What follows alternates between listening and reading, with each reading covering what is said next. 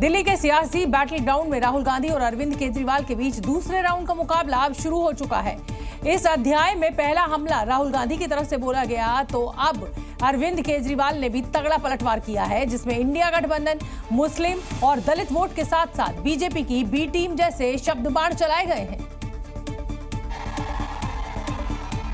क्योंकि दिल्ली के दंगल में एंट्री के साथ ही राहुल गांधी ने मुस्लिम और दलित दाव से बीजेपी और आम आदमी पार्टी पर दबाव बनाने की कोशिश की, लेकिन राहुल गांधी को जवाब देने मात्र से ही ये लड़ाई आम आदमी पार्टी बनाम कांग्रेस पर शिफ्ट हो गई। पूछिए कभी केजरीवाल जी से पूछिए कि वो जाति जनगणना के साथ है या नहीं। मोदी जी से पूछिए जाति जनगणना के साथ हो या नहीं। तो ये सारे बीजेपी और कांग्रेस मिलके दिल्ली की जनता के खिलाफ और दिल्ली के लोगों के खिलाफ और आम आदमी पार्टी के खिलाफ चुनाव लड़ रहे हैं। अब इसमें कोई शक नहीं रह गया, कोई गुंजाइश नहीं रह गई है। जो पर्दे के पीछे का गठबंधन था, इस बार वो दिल्ली के चुनाव में पर्दा उठ गया। हालांकि अरविंद केजरीवाल ने बड़ी चालाकी से खुद को बैटल ग्राउंड से अलग करने की कोशिश की, लेकिन बीजेपी ने चौतरफा हमले से पासा ही पलट दिया। बीजेपी ने आरोप लगाया, दिल्ली में आप कांग्रेस एक दूसरे के पूरक हैं। राहुल गांधी और केजरीवाल एक सिक्के के दो पहलू हैं। इन दोनों को वर्ग विशेष के वोट की चिंता है। अब उसी वोट के लिए नूरा कुश्ती लड़ रहे हैं। यानी जिस दिल्ली के दंगल में पहले बीजेपी और आम आदमी पार्टी की टक्कर चल रही थी, अब उसमें कांग्रेस की एंट्री से मुकाबला त्रिकोणीय हो गया है। छोटे मियां और बड़े मियां की लड़ाई शुरू हो चुकी है। मतलब कुछ महीने पहले तक कांग्रेस और आम आदमी पार्टी हाथ में हाथ मिलाकर हम साथ साथ है गा रहे थे। सारा उसने दिल्ली में जो कांग्रेस के समय का काम था उसको अपना बता दिया, वो देश बचाना था। केजरीवाल की दिक्कत क्या है कि एक सवाल भी, एक प्रश्न भी जो उस पर उठ रहा है, उसकी हिम्मत नहीं है कि उसका जवाब दे। खैर, आरोप तीनों तरफ से लग रहे हैं, पलटवार भी उसी अंदाज में किया जा रहा है, लेकिन सच तो ये है कि इस सियासी लड़ाई में दिल्ली की जनता कंफ्यूज हो चुकी है। इन आरोपों के बीच अब दिल्ली की धुंधली तस्वीर राहुल गांधी अपने मोबाइल कैमरे से साफ करने के लिए ग्राउंड पर उतर चुके हैं। वो दिल्ली की सड़कों, नालियों और झुग्गियों का हाल बयां कर रहे हैं। देखो दिल्ली देखो। कुछ ऐसी ही तस्वीर राहुल गांधी ने अपने सोशल मीडिया हैंडल से शेयर की, जिसके जरिए उन्होंने 10 साल से दिल्ली की सत्ता पर राज करने वाली पार्टी पर तंज कसा और लिखा, ये है केजरीवाल जी की चमकती दिल्ली पेरिस वाली। देखो दिल्ली देखो, चमकती हुई दिल्ली है। राहुल जी क्या पेरिस जैसी दिल्ली है, सब जगह यही हाल है। इसके अलावा राहुल गांधी ने झुग्गी बस्तियों की तरफ भी कैमरा घुमाया, जो गंदी नालियों के पास बसी हुई है।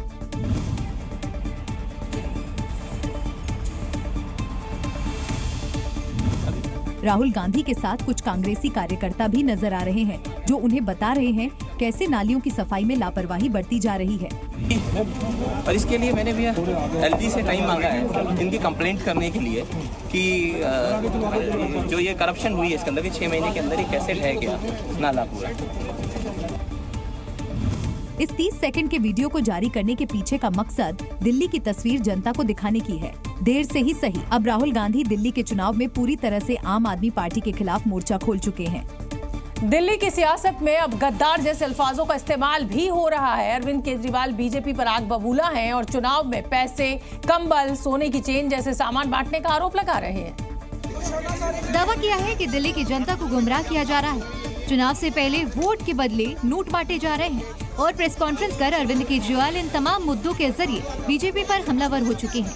केजरीवाल ने कहा, बीजेपी ने 10-10 हजार रूपए भेजे, इनके नेताओं ने 9-9 हजार रूपए रख लिए, सिर्फ 1000-1000 रूपए बांटे गए। लोगों को पता चला तो आक्रोश बढ़ने लगा। इतना ही नहीं, उन्होंने पैसे बांटने की एवज में दिल्ली की जनता से अपील भी कर दी। मेरी जनता से अपील है, जो पैसे बांटे, जो कंबल बांटे, जो साड़ी बांटे, जो चादर बांटे, उसको तो कतई वोट मत देना। ये देश के गद्दार हैं।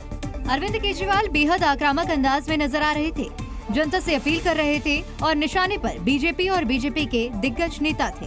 जितना पैसा बांट रहे हैं, इनसे और पैसा खर्चवाओ, सारा पैसा इनका लुटवा दो, वोट मत देना इनको। दिखा दो, इन लोगों को साबित कर दो कि दिल्ली की जनता को खरीदा नहीं जा सकता। यानी चुनावी तारीख जैसे जैसे नजदीक आ रही है, केजरीवाल की जुबानी तीर और गंभीर हो रहे हैं। इन गंभीर आरोपों पर बीजेपी भी अपने अंदाज में पलटवार कर रही है। दिल्ली की राजनीति में बीजेपी ने केजरीवाल पर बड़ा बम फोड़ा है। बीजेपी ने आरोप लगाया है कि दिल्ली में स्कूलों को मिलने वाले बम की धमकी के पीछे आम आदमी पार्टी समर्थित एक एनजीओ का हाथ है। हालांकि बीजेपी के आरोप लगाने से पहले ही दिल्ली पुलिस ने स्कूलों को बम से उड़ाने की धमकी मामले में ऐसे समय पर खुलासा किया जब चुनाव सिर पर है और इसे खुलासे के बाद सियासी बवाल मचा है। 2024 से स्कूल्स में मास ईमेल्स आती थी जिसमें कि स्कूलों में बम रखा होने की बारे में धमकी दी जाती थी। इस बच्चे के एक अभिभावक जिस संस्था में काम करते हैं वहाँ पे एक एनजीओ एक्टिव रूप से काम करता है और इस एनजीओ का एक पॉलिटिकल पार्टी के साथ डीप कनेक्शन भी हमको मिला है। यानी पूरा साल बीत गया, दिल्ली पुलिस को कोई सबूत नहीं मिला। अब चुनाव के समय जो खुलासा किया वो खुद कई सवाल खड़े करता है। हालांकि बीजेपी ने इसी जांच रिपोर्ट को आधार बनाते हुए आम आदमी पार्टी पर संगीन आरोप लगाए हैं। तमाम स्कूलों में बम धमाके की कई कॉल्स आई थी, ईमेल्स आए थे। अब यह रहस्य गहरा रहा है कि वो एनजीओ कौन है, वो एनजीओ के लोग कौन हैं, उनका आम आदमी पार्टी से कोई संबंध है क्या? क्योंकि ये बात हम ऐसे हवा में नहीं कह रहे। आम आदमी पार्टी की मुख्यमंत्री आतिशी मरलेना जी के दोनों पेरेंट्स ने अफजल गुरु की क्लीमेंसी के पिटीशन का समर्थन किया था, तो यह बात सीधे संबंध जुड़ता हुआ दिखाई पड़ रहा है। यानी पुलिस के कंधे पर बंदूक रखकर बीजेपी ने ऐसा बम फोड़ा है कि आम आदमी पार्टी की टॉप लीडरशिप सवालों के घेरे में है। बहरहाल सियासत और उसके दांव कब चले जाते हैं, कब कौन सी खबर बचाकर रखी जाती है, ये अपने आप में एक पहेली है। दिल्ली की लड़ाई हिंदुत्व पर आ चुकी है। फर्जी वोट के जो आरोप अरविंद केजरीवाल की तरफ से लगाए जा रहे हैं, उसे बीजेपी ने अब एक नया एंगल दे दिया है। और यहीं से शुरुआत उस नई सियासत की हो गई जिस पर अब तक खामोशी थी। बात मंदिर की होने लगी, निशाने पर अरविंद केजरीवाल आ गए और अपील चुनाव आयोग से की जा रही है। केजरीवाल की शिकायत पर चुनाव आयोग द्वारा हिंदू मंदिरों में, वाल्मीकि मंदिरों में वोट का वेरिफिकेशन कराना हिंदू समाज को बदनाम करने की साजिश है। मैं चुनाव आयोग से स्पष्ट रूप से पूछना चाहता हूं, क्या ये वेरिफिकेशन मस्जिदों और दरगाहों में भी होगा? दरअसल कल चुनाव आयोग से अरविंद केजरीवाल ने प्रवेश वर्मा के खिलाफ शिकायत की थी, जिसका इलेक्शन कमीशन ने संज्ञान भी ले लिया। ऐसे में नोट के बदले वोट पर आम आदमी पार्टी और बीजेपी आमने सामने आ गई। अरविंद केजरीवाल को ये जानकारी मिल गई है कि नई दिल्ली सीट से वो चुनाव हार रहे हैं, तो अभी से वो एक आधार तैयार कर रहे हैं। मैं कहता था कि बोगस वोट बनाए जा रहे हैं, मैं हारा नहीं हूं, बल्कि बोगस वोट बनाकर मुझे चुनाव हराया गया है। यानी इस बार दिल्ली के चुनाव में फर्जी वोट सबसे बड़ा मुद्दा है, जिसे बीजेपी अब हिंदुत्व की तरफ शिफ्ट करने की कोशिश में है और एक एक कर आरोप का ताल ठोक कर जवाब दे रही है। दिल्ली चुनाव में आज हाई प्रोफाइल नामांकन का दिन रहा। कालकाजी सीट से मुख्यमंत्री आतिशी तो कांग्रेस से अलका लामा ने पर्चा भरा और दोनों ही नेता अपनी अपनी जीत का दम भरती भी नजर आए। क्योंकि इस बार कालकाजी सीट पर सीएम आतिशी को टक्कर देने के लिए कांग्रेस की तरफ से महिला कैंडिडेट को उतारा गया है, तो बीजेपी से रमेश बिदूड़ी भी इस सीट पर जीत का दांव ठोक रही हैं। ऐसे में यहाँ मुकाबला त्रिकोणीय हो चुका है, जिसके लिए आज नामांकन दाखिल किया गया। दिल्ली के दंगल में मुख्यमंत्री आतिशी नामांकन दाखिल कर चुकी हैं। उन्होंने कालकाजी से नॉमिनेशन फाइल किया, तो वहीं दूसरी तरफ अलका लामा ने भी कालकाजी से पर्चा भरा है। कि जिस तरह पिछले 5 साल से कालकाजी के लोगों से, कालकाजी के बुजुर्गों से, महिलाओं से, बच्चों से मुझे बहुत प्यार मिला है, उसी तरह से आने वाले चुनाव में भी मुझे कालकाजी के लोगों का आशीर्वाद जरूर देंगे। हम भरोसा उनका कायम रखते हुए इस चुनाव कालकाजी से अलका लामा, मुझे पूरा भरोसा है मैं जीतूंगी। तो इधर हाई प्रोफाइल नामांकन में पद्मश्री जितेंद्र सिंह संटी का भी नाम शामिल है, जिन्होंने आम आदमी पार्टी के टिकट पर शाहदरा से नामांकन दाखिल किया। लेकिन नामांकन से पहले शंटी की जो तस्वीरें आई, उसकी सियासी गलियारों में सबसे ज्यादा चर्चा हो रही है। हालांकि जो लड़ाई इस बार कालकाजी और नई दिल्ली सीट पर छिड़ी है, दावों वादों के बीच में आरोपों की बौछार हो रही है, उसे तो तय हो गया है कि इन दोनों सीटों के परिणाम भी रोचक होने वाले हैं। दिल्ली में पोस्टर वॉर के साथ अब ग्राउंड पर बिन दूल्हे की सियासी बारात भी निकाली जा रही है। आम आदमी पार्टी ने दिल्ली के राजेंद्र नगर में बैंड बाजे और घोड़ी के साथ एक बारात निकाली, लेकिन बिन दूल्हे की बारात। और इस बारात के जरिए आम आदमी पार्टी ने बीजेपी पर तंज कसा, क्योंकि बीजेपी ने दिल्ली में कोई मुख्यमंत्री चेहरा अभी तक घोषित नहीं किया है और इसीलिए आम आदमी पार्टी बीजेपी से पूछ रही है कि दूल्हा आम कौन? आदमी पार्टी की तरफ से साहब है अरविंद केजरीवाल। आम आदमी पार्टी दिल्ली में बारात निकाल रही है। दरअसल बारात क्या है वो दिखा देते हैं आपको। बिन दूल्हे की बारात ये है, क्योंकि चुनाव होने हैं और बार बार आम आदमी पार्टी एक बात का जिक्र कर रही है दरअसल कि भाजपा के पास दरअसल कोई सीएम चेहरा नहीं है, कोई विजन नहीं है। ऐसे में भाजपा पर निशाना साधा जा रहा है इस बारात के जरिए। लंबे इंतजार के बाद कांग्रेस अब कल अपने नए मुख्यालय में शिफ्ट होने जा रही है। कांग्रेस के नए मुख्यालय का नाम इंदिरा भवन है और इसका पता 9A कोटला मार्ग होगा। कांग्रेस मुख्यालय का वर्तमान पता फिलहाल 24 अकबर रोड है, जहां से आज पार्टी का झंडा उतार लिया गया और वहां से सामान भी शिफ्ट कर दिया गया। कल पार्टी के नए मुख्यालय का उद्घाटन होना है, जिसमें पार्टी के अध्यक्ष मल्लिकार्जुन खड़गे, सोनिया गांधी और राहुल गांधी समेत पार्टी के तमाम नेता और कार्यकर्ता मौजूद रहेंगे। और उद्घाटन के बाद कांग्रेस कल आधिकारिक तौर पर नए मुख्यालय में प्रवेश कर जाएगी।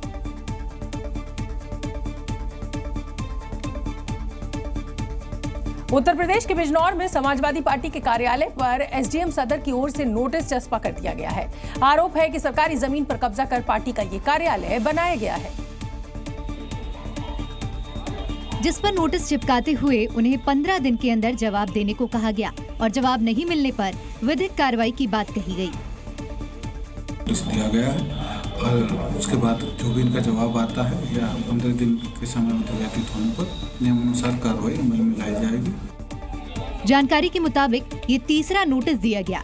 इससे पहले 2 नोटिस समाजवादी पार्टी के कार्यालय को पहले ही दिए जा चुके हैं, जिनका जवाब भी उन्होंने दाखिल कर दिया था, लेकिन उन जवाबों से जिला प्रशासन संतुष्ट नहीं था।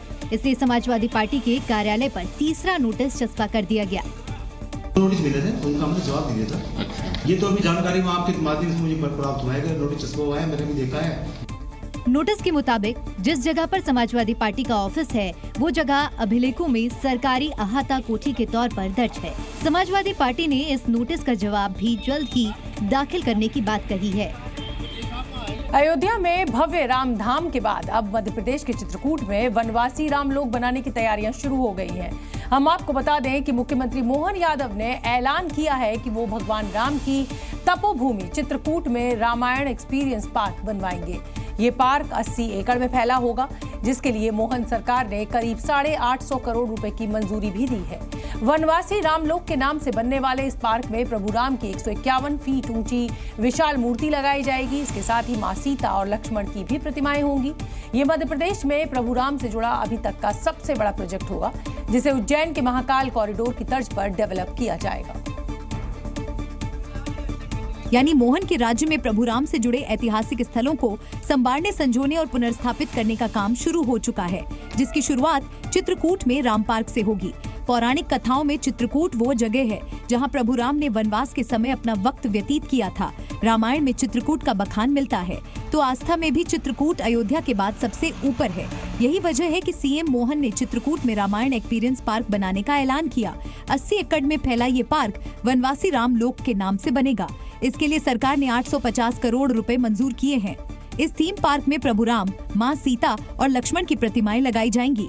इसके साथ ही मोहन सरकार का फोकस 84 कोसीय परिक्रमा मार्ग के विकास और लोक आस्था से जुड़ी जगहों के विकास पर भी है। यानी यूपी में योगी की तर्ज पर एमपी में मोहन ने भी रामपथ पर चलने का फैसला कर लिया है। कर्मयोगी की तरह मोहन भी रामपथ से सियासत में विजयी भव की खोज में जुट गए हैं। देश के रक्षा मंत्री राजनाथ सिंह ने आज जम्मू कश्मीर से पाकिस्तान को कड़ी चेतावनी दी है।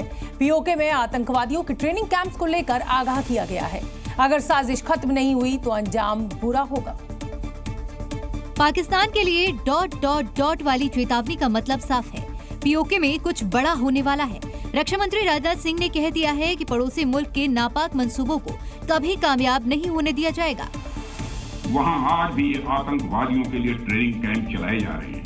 सीमा से सटे हुए इलाकों में लॉन्च पैड बने हुए हैं, इसकी पक्की जानकारी है। भारत सरकार को सब पता चल रहा है। पाकिस्तान को इनको खत्म करना ही होगा, नहीं तो ... जम्मू कश्मीर बिना पीओके के अधूरा है। भारत के माथे का मुकुट मणि है।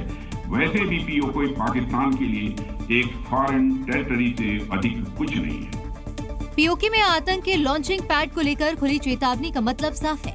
सरहद पर एक भी नापाक गुस्ताखी हुई तो ईंट का जवाब पत्थर से दिया जाएगा। बिहार में दही चूड़ा पर जारी सियासत के बीच एक बार फिर इस बात की चर्चा तेज हो गई है कि क्या मुख्यमंत्री नीतीश कुमार पलटी मार सकते हैं, क्योंकि नीतीश कुमार को लालू यादव की पार्टी आरजेडी की ओर से फिर साथ आने का ऑफर मिल गया है। और इस बार ऑफर दिया लालू यादव की बेटी और आरजेडी सांसद मीसा भारती ने। पटना में पूर्व मुख्यमंत्री राबड़ी देवी के आवास पर दही चूड़ा भोज में शामिल होकर बाहर निकलने के दौरान मीसा भारती ने नीतीश कुमार को लेकर बयान दिया। मीसा भारती ने नीतीश के महागठबंधन में वापसी के सवाल पर कहा कि राजनीति में कुछ भी असंभव नहीं है। नंबर का राबड़ी आवास का दरवाजा सभी के लिए हमेशा खुला रहता है। नीतीश जी के लिए खुला है स्पेशल? उनके लिए भी खुला, वो तो मैं कह रही हूँ कि परिवार के सदस्य हैं, हमारे अभिभावक के तौर पे हैं, आना चाहे कभी भी आ सकते हैं। मीसा भारती के बयान पर बिहार सरकार के मंत्री नीरज बबलू की प्रतिक्रिया सामने आई। उन्होंने कहा कि आरजेडी नेता दिन में सपना देखना बंद करे। को लगता है कि माननीय मुख्यमंत्री लगातार और बार बार अब कह रहे हैं कि जो मिस्टेक 2 बार हुआ वो कभी नहीं होगा, तो इन लोगों को काहे सपना देखना बंद हो रहा है, काहे दिन में सपना देख। ये पहला मौका नहीं है जब आरजेडी की तरफ से नीतीश कुमार को न्योता दिया गया हो। इससे पहले भी नीतीश कुमार को कई बार ऑफर दिया गया, लेकिन नीतीश कुमार पहले भी साफ कर चुके हैं कि अब वो एनडीए को छोड़कर कहीं नहीं जाने वाले। और इसी बीच बिहार में मकर संक्रांति के दिन दही चूड़ा भोज पर सियासत भी शुरू हो गई है। पटना में नीतीश कुमार की पार्टी के प्रदेश कार्यालय में दही चूड़ा भोज का आयोजन किया गया, जिसके जरिए एनडीए के घटक दलों ने एकजुटता का प्रदर्शन किया। और भोज में पहुंचे सभी पार्टी के प्रदेश अध्यक्षों ने एक ही टेबल पर बैठकर चूड़ा दही का आनंद लिया। और आप सबसे पहले तस्वीर देखिए कि मकर संक्रांति के अवसर पर जेडीयू प्रदेश कार्यालय में दही चूड़ा भोज का जो आयोजन है वो किया गया है और एक ही टेबल पे एनडीए घटक दल के सभी जो प्रदेश अध्यक्ष हैं वो मौजूद हैं। दिलीप भोज में शामिल एनडीए घटक दल के नेताओं ने एकजुट होने का संदेश दिया। बिल्कुल, एनडीए एक परिवार है। एनडीए के तमाम प्रदेश अध्यक्ष यहाँ जुटे हैं और आज आपको प्रदेश के साथी को दूसरे चरण के जो कार्यक्रम है, जिला स्तरीय कार्यक्रम, उसका हम लोगों ने साझा किया है। साथ ही भोज के दौरान बीजेपी ने अपने अगले कार्यक्रम के बारे में भी जानकारी दी। और हम लोग एनडीए गठबंधन दल के सभी अध्यक्ष, सभी नेता यहाँ बैठे हैं और हम लोग इसी मिठास के साथ 2025 के चुनाव का आगाज कल वाल्मीकि नगर से शुरू कर रहे हैं। तो वहीं लालू यादव की पत्नी और प्रदेश की पूर्व सीएम राबड़ी देवी के आवास पर भी दही चूड़ा कार्यक्रम का आयोजन किया गया, जिसमें नेताओं के साथ साथ भारी संख्या में कार्यकर्ता भी शामिल हुए। मकर संक्रांति के मौके पर बिहार के मुख्यमंत्री नीतीश कुमार के साथ खेला हो गया। दरअसल नीतीश कुमार केंद्रीय मंत्री चिराग पासवान की ओर से पटना में पार्टी कार्यालय में आयोजित दही चूड़ा भोज में पहुंचे, लेकिन वो खाए बिना ही वहां से वापस लौट गए, क्योंकि चिराग पासवान खुद उस कार्यक्रम में मौजूद नहीं थे। इसी वजह से नीतीश कुमार दही चूड़ा खाए बिना ही चले गए।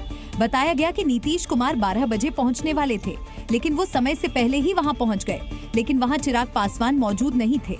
नीतीश कुमार ने रामविलास पासवान की तस्वीर पर पुष्प अर्पित किए। वहां मौजूद पार्टी के नेताओं ने उनसे बैठने की अपील की, लेकिन वो नहीं रुके। सीएम नीतीश कुमार जब चिराग के पार्टी कार्यालय में चूड़ा दही के इस भोज में शामिल होने आए, चिराग खुद नदारद थे। उसके बाद विधानसभा अध्यक्ष भी पहुंचे, बाकी तमाम नेता पहुंचे, तब तक चिराग नहीं आए। हालांकि मुख्यमंत्री नीतीश कुमार के आने की जानकारी मिलने के बाद चिराग पासवान कुछ देर बाद वहां पहुंचे, लेकिन तब तक देर हो चुकी थी और नीतीश कुमार वहां से जा चुके थे। वो अगर समय से पहले आ गए तो इसमें कोई बात नहीं। कार्यकर्ताओं से मिले, हमारे नेता पद्मभूषण रामविलास पासवान जी के दलित पर उन्होंने पुष्पांजलि किया। इस पर बीजेपी नेताओं की प्रतिक्रिया भी सामने आई। उन्होंने कहा कि मुख्यमंत्री तय वक्त से पहले ही भोज में पहुंच गए थे। नहीं, मुख्यमंत्री जी अपना सुबह में ही उनका अपना अलग से शेड्यूल था। अभी वित्त विभाग में भी उनका एक बैठक है, तो इसलिए अपने समय के अनुसार वो आए। कुछ देर बाद वहां प्रदेश के डिप्टी सीएम सम्राट चौधरी समेत कई नेता पहुंचे और एक दूसरे को मकर संक्रांति की बधाई दी, साथ ही चूड़ा दही का लुत्फ भी उठाया। केंद्रीय मंत्री चिराग पासवान का भांगड़ा डांस काफी सुर्खियों में है। चिराग पासवान लोहड़ी के मौके पर उत्साह के साथ डांस कर रहे थे, जो अब सोशल मीडिया पर खूब वायरल है। वीडियो में उनका चेहरा खुशी और ऊर्जा से भरा हुआ है। पंजाबी गाने पर अपने दोस्तों के साथ डांस कर रहे हैं। चिराग पासवान का खुशमिजाज स्वभाव न केवल उनके व्यक्तित्व की एक झलक है, बल्कि उनका ये अनोखा अंदाज देखकर हर कोई हैरान है।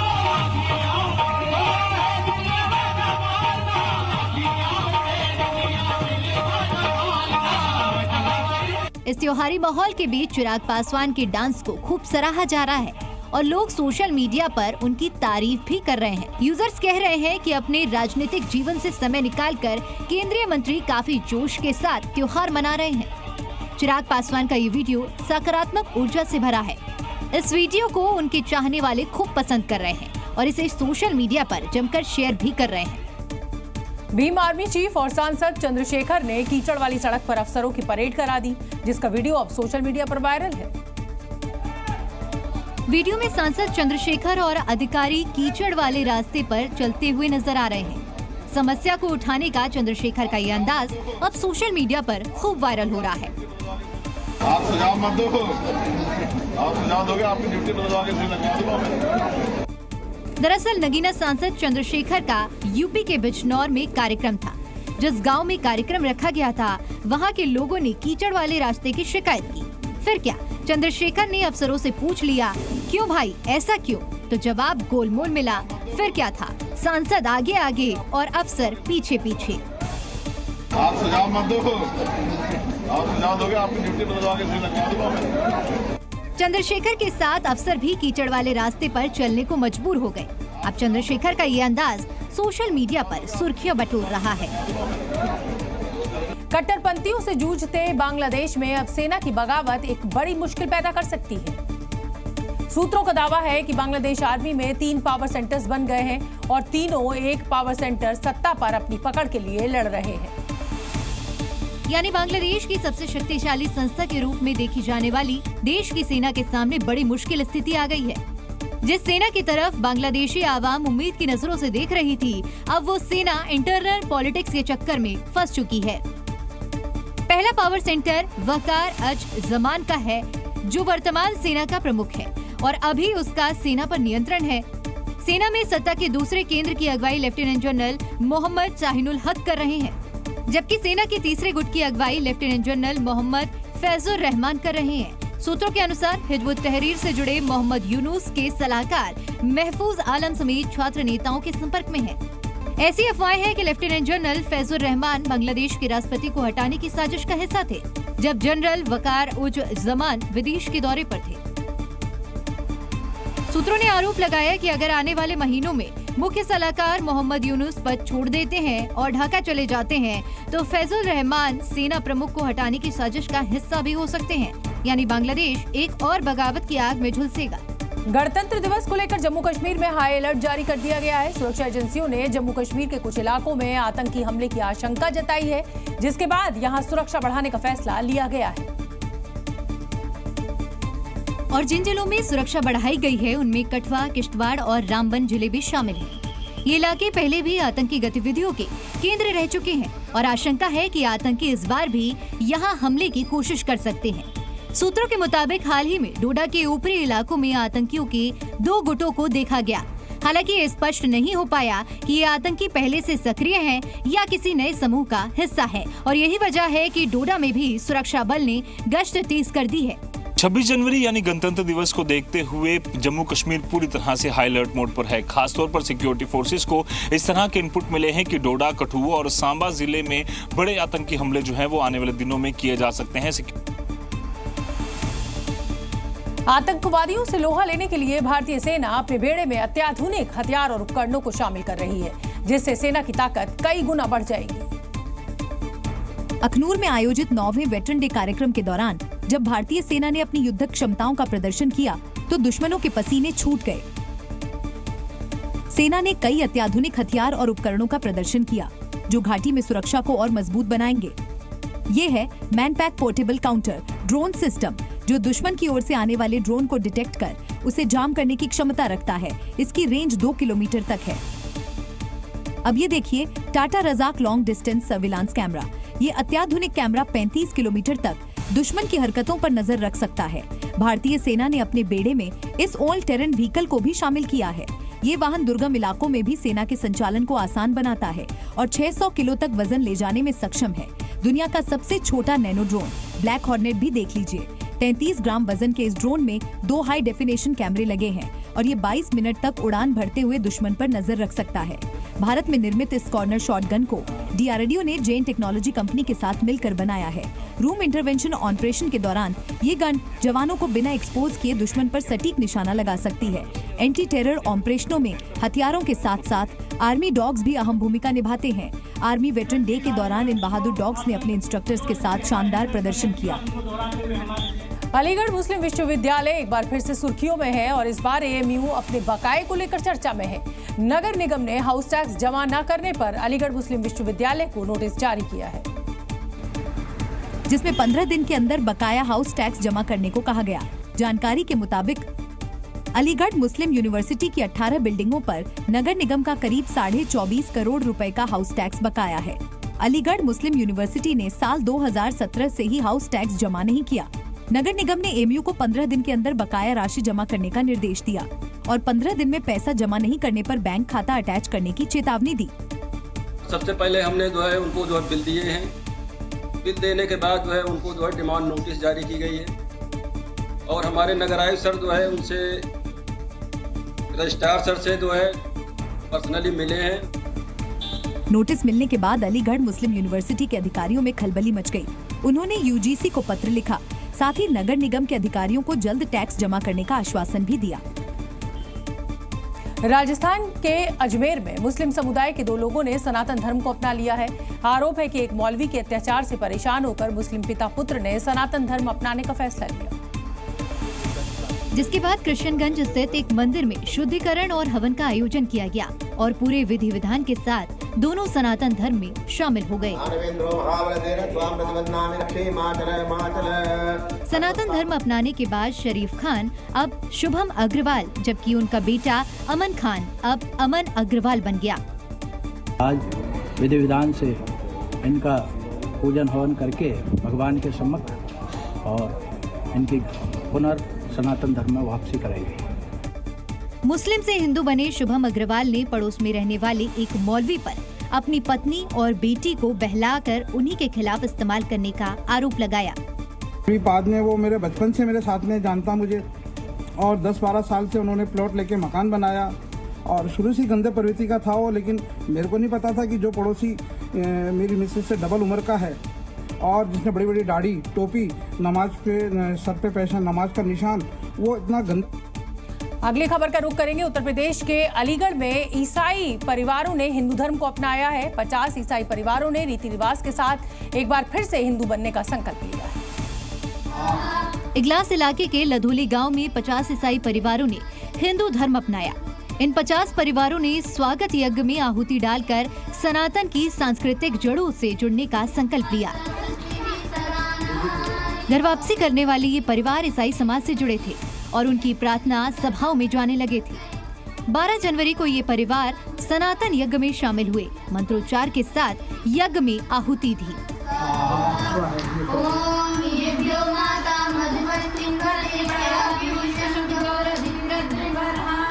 इस दौरान उन्हें जातिवाद, मांसाहार, शराब, अश्लील सामग्री से दूर रहने का संकल्प दिलाया गया।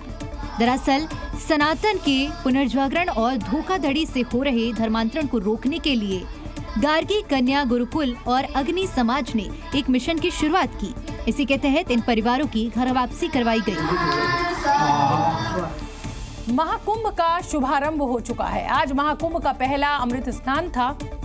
144 साल बाद बने खास संयोग पर जब अखाड़ों के संत और नागा सन्यासियों का जत्था अमृत स्नान के लिए निकला तो हर हर गंगे के जयघोष से पूरी संगम नगरी गूंजने लगी। अमृत स्नान के लिए सबसे पहले महानिर्वाणी और अटल अखाड़े के संत और नागा सन्यासी निकले। घोड़े, हाथी और रथों पर सवार सन्यासियों का ये कारवां आस्था के संगम में डुबकी लगाने के लिए निकल पड़ा।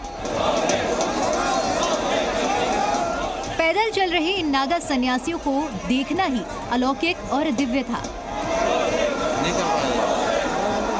महानिर्वाणी अखाड़ों के संतों का ये कारवां देखकर तो ऐसा लगा मानो सनातन के रक्षक महाविजय के लिए निकले हैं।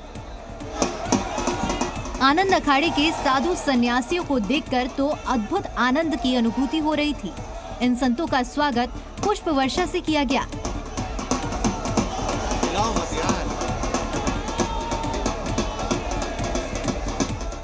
मकर संक्रांति पर आज संगम तट सनातन के रंग में डूबा था। निरंजनी अखाड़े की शोभा यात्रा भी बेहद भव्य थी। रथों पर सवार संत और महंतों के दर्शन के लिए जनसैलाब उमड़ आया। अखाड़ों के अमृत स्नान के बाद श्रद्धालुओं का हुजूम पतित पावन गंगा और संगम में डुबकी लगाने के लिए निकला।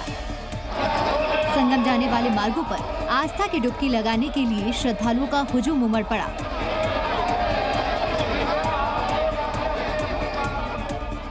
हर हर गंगे का उद्घोष करते हुए श्रद्धालु त्रिवेणी के संगम तट की तरफ रवाना हुए। सुबह 11 बजे तक 1,75,00,000 से ज्यादा श्रद्धालु संगम में स्नान कर चुके थे। महाकुंभ में अमृत स्नान के लिए उमड़े श्रद्धालुओं पर पुष्प वर्षा की गई। ये नजारा दिव्य था, भव्य और अलौकिक था। महाकुंभ के पहले अमृत स्नान पर आस्था के अलग अलग रंग देखने को मिले। नागा सन्यासियों ने अमृत स्नान से पहले भगवान आदि गणपति का आशीर्वाद लिया और फिर भस्म से श्रृंगार भी किया। मकर संक्रांति पर पहले अमृत स्नान के लिए निकलने से पहले श्री शंभू पंचायती अखाड़ा के सन्यासियों ने पूजा अर्चना की। भगवान आदि गणेश की आरती आशीर्वाद के बाद नागा सन्यासियों ने शरीर पर भस्म रमाया और भस्म से ही श्रृंगार किया। ये दृश्य बेहद अद्भुत और अलौकिक था। सनातन के रक्षक नागा सन्यासियों ने अस्त्र शस्त्रों के साथ जब हर हर महादेव का जयघोष किया तो हर कोई नतमस्तक हो गया। ये दिव्य नजारा देखने के लिए ब्रह्म मुहूर्त में ही श्रद्धालुओं का तांता लग गया था। किसी नागा सन्यासी के हाथ में फरसा था तो किसी के हाथ में तलवार चमक रही थी। अस्त्र शस्त्रों से सुसज्जित होकर जब अटल अखाड़े के नागा साधु संगम स्नान के लिए निकले तो आस्था का अद्भुत और अलौकिक रंग देखने को मिला। मकर संक्रांति पर महाकुंभ में आस्था के अलग अलग रंग दिखाई दिए। संगम नगरी में एक से बढ़कर एक संत महात्मा पहुंचे हैं और जो श्रद्धालुओं के बीच आकर्षण का केंद्र बने हुए हैं। इनसे मिलिए, ये है कबूतर वाले बाबा जी। ये अपने सर पर कबूतर बैठाए रहते हैं। संगम मेले में कबूतर वाले बाबा आकर्षण का केंद्र बने हैं। इनसे मिलने के लिए, इन्हें देखने के लिए श्रद्धालुओं को तांता लगा है। महाकुंभ में आस्था के ऐसे और अनोखे रंग नजर आ रहे हैं। अब इन्हीं बाबा जी को ही देख लीजिए। ये दंडवत मुद्रा में महाकुंभ में आए हैं। मौनी बाबा चक्रवर्ती दंडवत होते हुए संगम स्नान के लिए आए हैं। ये बाबा दुनिया के अनोखे बाबा बन गए जिन्होंने दंडवत मुद्रा में अमृत स्नान किया। शंख वाले बाबा भी महाकुंभ मेले में आस्था का अलग जगा रहे हैं। शंख बजाकर ये बाबा मेले में आकर्षण का केंद्र बने। इन बाबा जी का दावा है कि 18 घंटे लगातार शंख बजाकर नासिक में रिकॉर्ड बना चुके हैं। सनातन संस्कृति का ये महा आयोजन वाकई अद्भुत है, जिसे देखकर हर हिंदुस्तानी को गर्व होता है। प्रयागराज महाकुंभ में विश्व के कई हिस्सों से डुबकी लगाने विदेशी पहुंचे हैं। ब्रिटेन, अमेरिका, जापान, दुनिया के कोने कोने से श्रद्धालु आस्था के संगम में डुबकी लगाने प्रयागराज आए हैं। क्योंकि ये सनातन आस्था का सबसे बड़ा महाकुंभ है और पतित पावनी गंगा में डुबकी लगाकर हर कोई पुण्य अर्जित करना चाहता है। विदेशों से आए श्रद्धालु तो महाकुंभ के रंग में ऐसे रंगे कि उन्हें भारत से प्यार हो गया। So do you like India? Love it. You love India. Do you know something in Hindi? Something? Oh, I learnt the word for beautiful earlier, and I can't remember it already. Sundar. Sundar. Sundar. I was photographing a very beautiful woman. Can you just say a single word for us? Jai Shri Ram. Jai Shri Ram. Jai Shri Ram. Jai Shri Ram. सनातन का रंग है ही ऐसा, एक बार जिस पर चढ़ता है फिर कहाँ उतरता है। सनातन का कुछ ऐसा ही रंग इन विदेशी मेहमानों पर भी चढ़ा और ये ओम जय जगदीश हरे गाने लगे।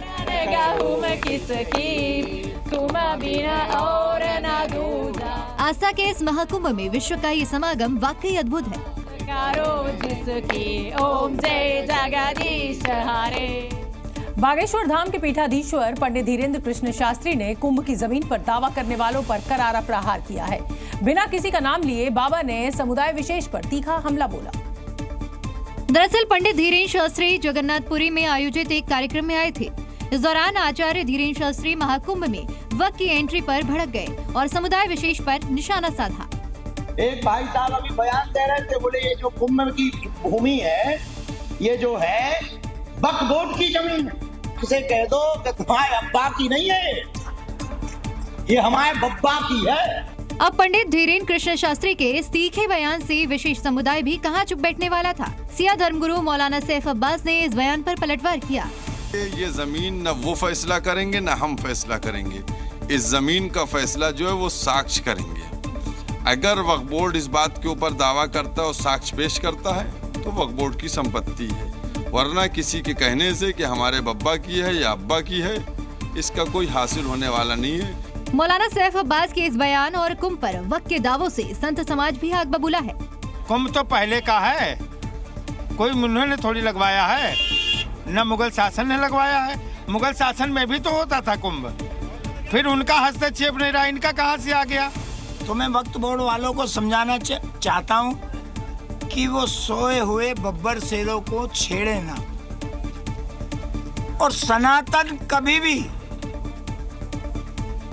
किसी को छेड़ता नहीं।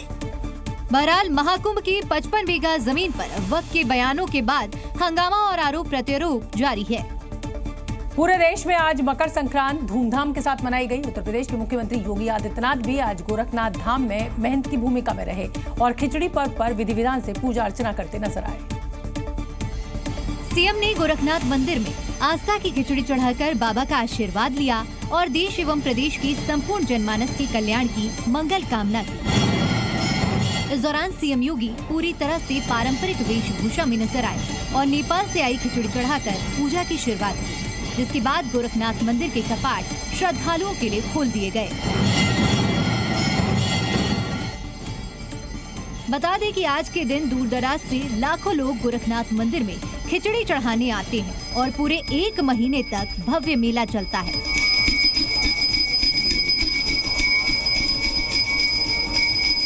खिचड़ी पूजा के खास मौके पर योगी आदित्यनाथ मुख्यमंत्री नहीं बल्कि गोरखनाथ मठाधीश्वर की भूमिका में परंपराओं को निभाते हैं और बाबा गोरखनाथ को आस्था की खिचड़ी चढ़ाने की परंपरा अनादिकाल से चली आ रही है।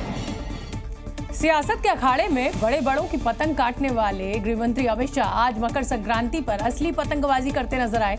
गुजरात के अहमदाबाद में उन्होंने पतंगबाजी में हाथ आजमाया और जमकर पतंग भी उड़ाई।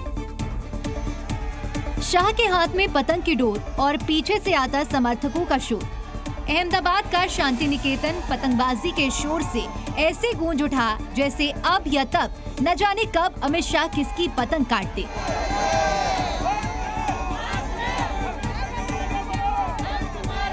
अमित शाह ने जब पतंग की डोर अपने हाथों में थामी तो उनके विरोधियों की धड़कनें भी तेज हो गई होंगी, क्योंकि सियासत के चाणक्य ने इतने विरोधियों की पतंग काटी है कि 2014 से लेकर अब तक तमाम विरोधी कटी पतंग की तरह सियासी आसमान में बिना डोर उड़े जा रहे हैं।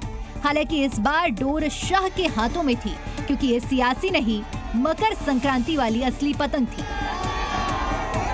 अमित शाह को पतंगबाजी करता हुआ देख ऐसा लग रहा था कि जैसे कोई माहिर पतंगबाज हो। उनका ये हुनर देख छतों पर खड़े लोग भी जोश के साथ चिल्लाने लगे। बता दें कि अमित शाह हर साल उत्तरायण के दिन अहमदाबाद में अपनी फैमिली और कार्यकर्ताओं के साथ इस दिन को बिताते हैं और वो पतंगबाजी में खूब माहिर भी हैं। गुजरात में मकर संक्रांति पर होने वाला काइट फेस्टिवल अब धीरे धीरे टूरिज्म की शक्ल इख्तियार कर रहा है।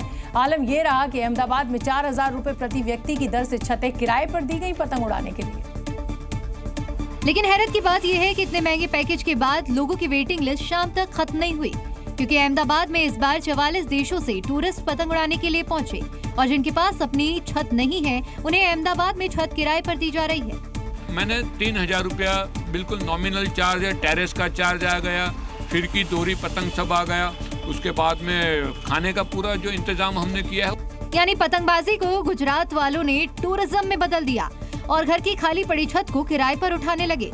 मेरा लड़का 3 साल सिंगापुर में था और वो मैं और मेरा मिस्टर अकेले थे, इसलिए मैंने रेंट पर देना शुरू किया। 3 साल से मैं देती हूँ। गुजरात के बाहर से आते हैं, बॉम्बे से आते हैं, देश विदेश से आते हैं। दरअसल अहमदाबाद की पतंगबाजी पूरे भारत में मशहूर है। देश के कोने कोने से लोग यहाँ पहुँचते हैं। बढ़ते टूरिज्म को देखते हुए यहाँ के लोगों ने छत किराए पर देने की शुरुआत की ताकि लोग पतंगबाजी कर सके। ऐसे 100 परिवार है मेरे पास कि जो ये लोग पतंग टेरेस किराए पे देने के बाद वो उनका परिवार का पालन होता है। ये टूरिज्म पतंग जो है बहुत बड़ा चला है। यानी गुजरात में पतंगबाजी अब लोगों के रोजी रोटी का जरिया बनती जा रही है। साल में कुछ दिन ही सही, लेकिन पतंगबाजी के जरिए होने वाली कमाई कई परिवारों की आजीविका का सहारा बन गई है। मकर संक्रांति पतंगबाजी के बिना अधूरी लगती है। भारत में दुनिया भर से लोग पतंगबाजी करने आते हैं, लेकिन पतंग के बारे में कितना जानते हैं आप? कहां बनी, कहां पहली बार उड़ी, इस पतंग का इतिहास और अतीत क्या है, वो चलिए अब हम आपको बताते हैं। पतंग का इतिहास लगभग 2000 साल से भी ज्यादा पुराना है। पहले ये माना जाता था कि सबसे पहले पतंग का आविष्कार चीन के शानडोंग में हुआ और इसे पतंग का घर के नाम से भी जाना जाता है। मान्यता ये भी है कि 5वीं शताब्दी ईसा पूर्व में चीन दार्शनिक मोजी और लुबान से बांस के कागज से पतंग का आविष्कार किया गया था और बाद में चीन ने युद्ध में सैनिकों को संदेश भेजने के लिए पतंग का इस्तेमाल किया। जहां तक भारत में पतंगबाजी की बात है तो ज्यादातर लोगों का मानना है कि चीनी यात्री हीनयान और हुएनसांग पतंग को भारत में लाए थे। एक दौर था जब भारत में नवाब लोग दांव पर सोना लगाकर पतंग उड़ाते थे। धीरे धीरे पतंग की लोकप्रियता ऐसी बढ़ी कि भारत में सालाना पतंग का बाजार 1200 करोड़ रुपए तक पहुंच गया। हालांकि 2020 के बाद यहां मंदी आई है, लेकिन भारत में ही पतंगबाजी का क्रेज नहीं है, बल्कि ऑस्ट्रेलिया, चीन, जापान जैसे देशों में भी खूब पतंगबाजी होती है। प्रयागराज में चल रहे महाकुंभ में देश भर से लोग पहुंच रहे हैं। स्टेशन पर यात्रियों की सुविधा के लिए कई इंतजाम करने के दावे भी किए जा रहे हैं, लेकिन उत्तर प्रदेश के झांसी रेलवे स्टेशन पर ये दावे खोखले साबित होते नजर आए, क्योंकि वहां ट्रेन में चढ़ने के लिए भगदड़ जैसे हालात बन गए। ट्रेन में चढ़ने के लिए यात्री ऐसे भागे कि उन्हें एक दूसरे का ख्याल ही नहीं रहा। भागम भाग में कई लोग प्लेटफॉर्म पर गिर गए।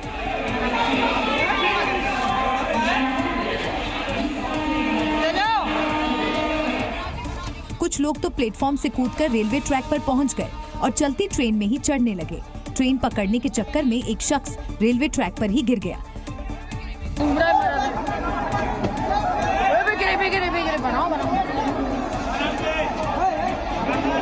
कई बार लोग ट्रेन की चपेट में आने से बचे। एक आदमी बड़ी मुश्किल से प्लेटफॉर्म और ट्रेन के बीच आने से बचा।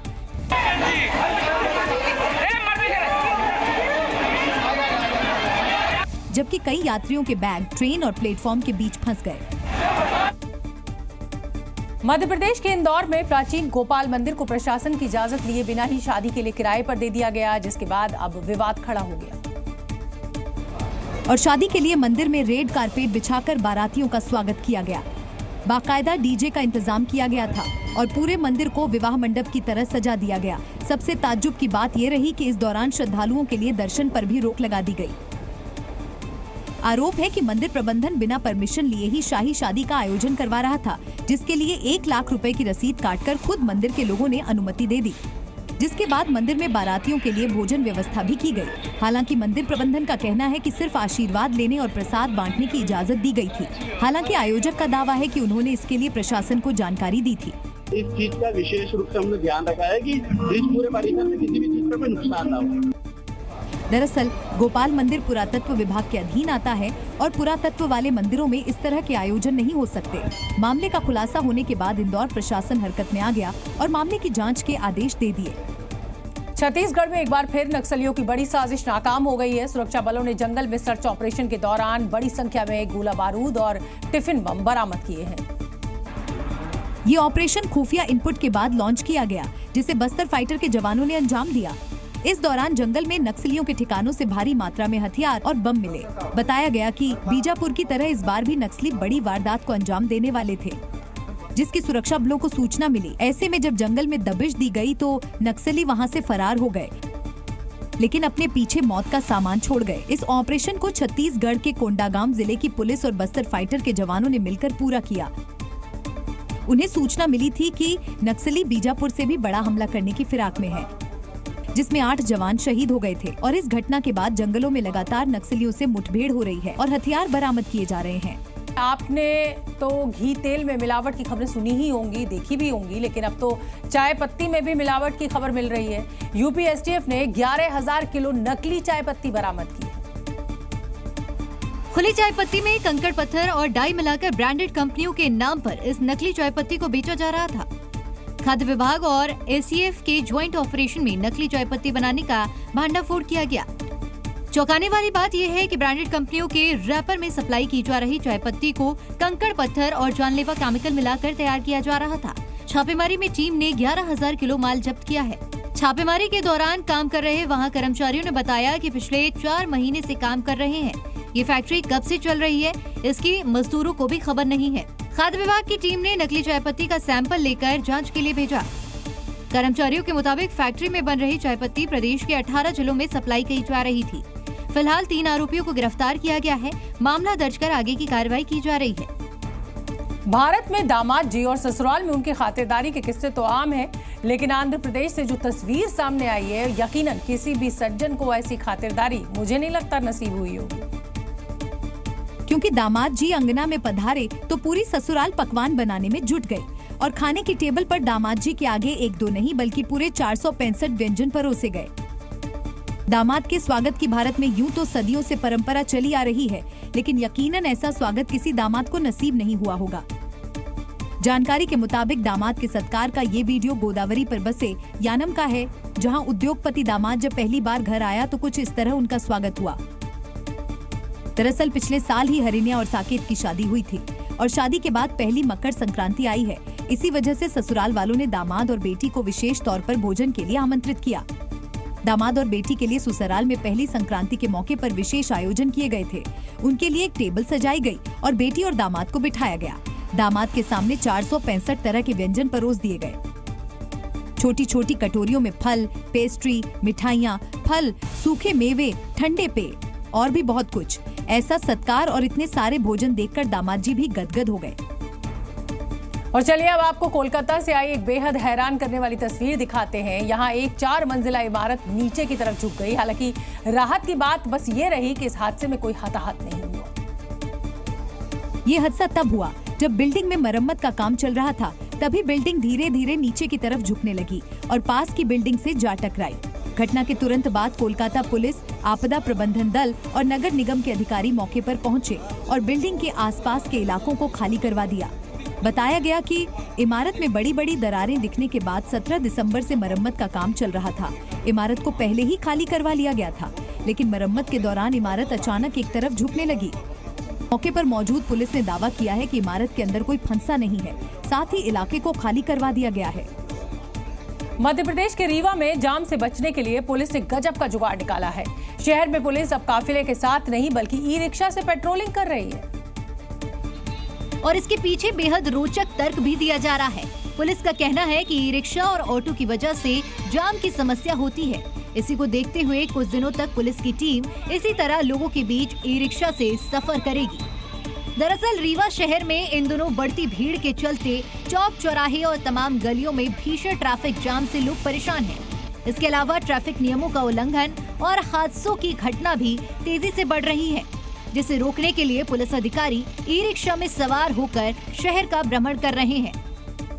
चौराहे में होने वाली दिक्कतों को और जो ऑटो में बैठ कर के जाके परेशानी जो होती है उसको व्यावहारिक रूप से देखने के लिए पुलिस ने निर्णय लिया। जी न्यूज़।